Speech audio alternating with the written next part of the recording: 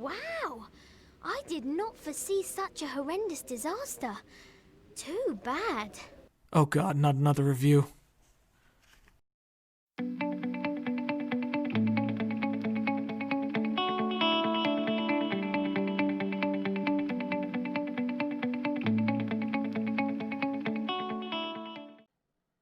Have you ever found yourself in a situation where you're playing a game with the sole intention of beating it, but you find yourself having to take a break once every 2 to 3 hours simply because the game is just too boring, your immersion is constantly being broken, and the experience overall just starts to feel as though it's a chore?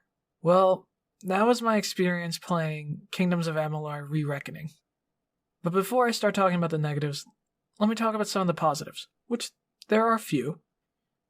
One thing that I really appreciated about this game was the combat overall, or more specifically, the combat once you get to the later hours of the campaign.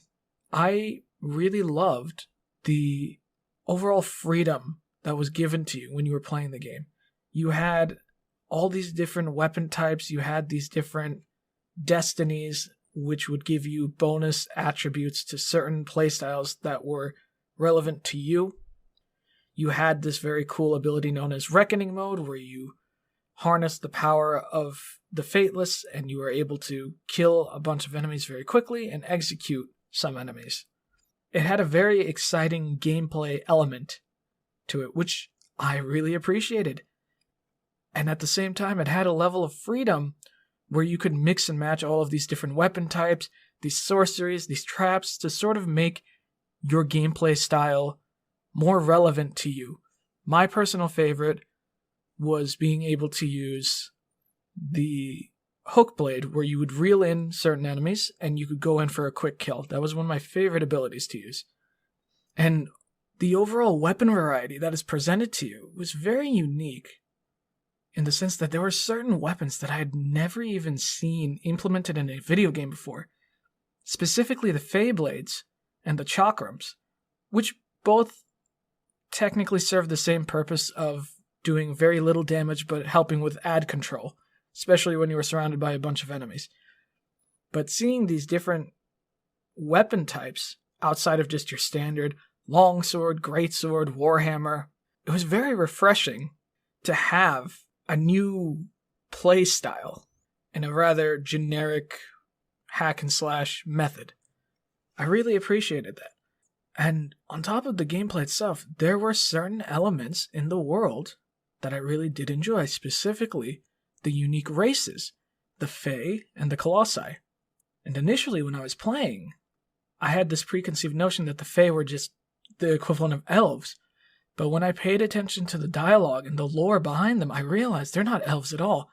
They're magical entities manifested in physical form that live alongside humans and dwarves. With how I've developed as a gamer throughout the years, the story has become very integral for me, for my enjoyment when I'm playing an RPG. A huge deal breaker for me is when the immersion is in jeopardy when playing a title. I want to be able to forget that I'm simply staring at a monitor and just playing a game. I want to feel as though I am the avatar that I am playing as, and I am invested in the world and how I am the fateless, and how my choices will affect the world as a whole. Immersion is absolutely essential for me with games like Kingdoms of Amalur Re-Reckoning.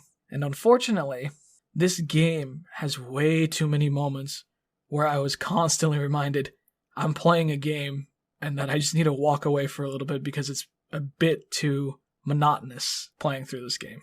I had situations where I would be in these dialogue moments and the camera angles would focus on the wrong thing. I'd have an NPC trying to talk to me, and the whole time the camera would be focused on my protagonist's back, and I wouldn't be able to see the character and how they speak. I had situations where I would be trying to start a side quest of a man that had been attacked, and while he was speaking to me, he would be speaking completely normal, not in any pain, and at the same time, his character model would constantly be spewing out this very cartoonish looking blood. And while I'm trying to speak to him, all you see is just blood constantly pouring out obnoxiously to the point where it's just laughable. And the immersion, it was completely broken for me.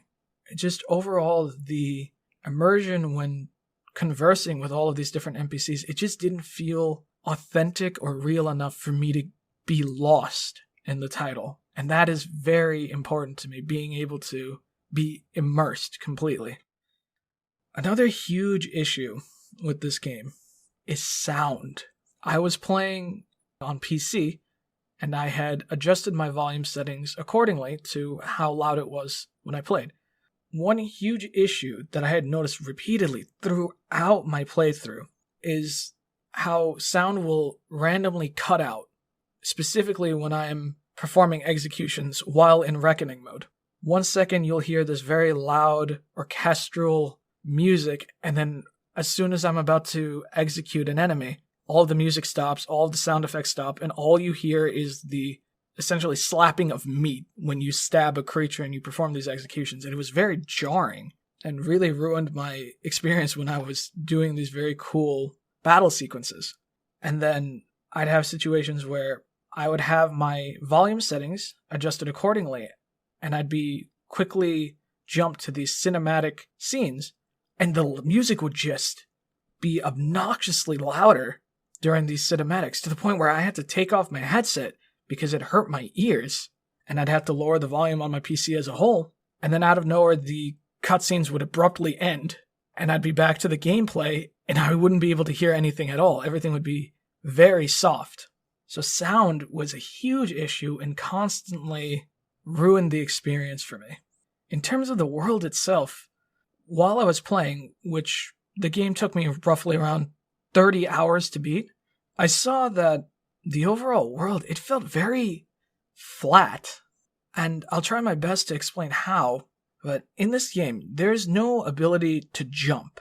You could argue that you can technically jump, but you can only jump at pre-designated locations, and you can only jump off a cliff or a waterfall from time to time.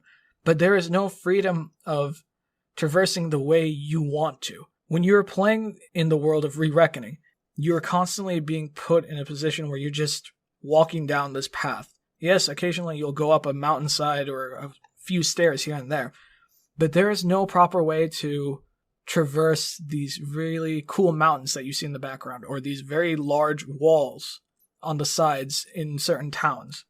And there are very few buildings that you can access. There's no incentive or desire to really explore. And some areas in the world do look very interesting. For me personally, I was a fan of Idylla. Though it looked a bit drab, I just liked the lore behind that area and the overall design.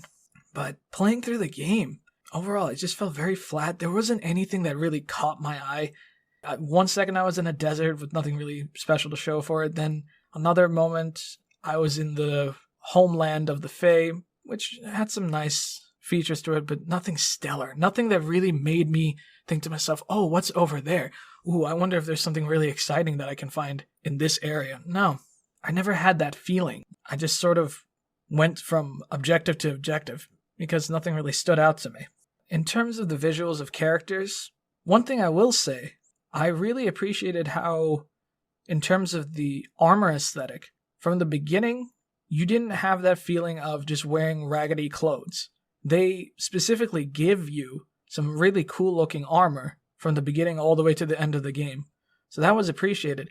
But at the same time, the aesthetic overall of this game felt very cartoonish, almost like I was playing a World of Warcraft, which for some people, you may love it.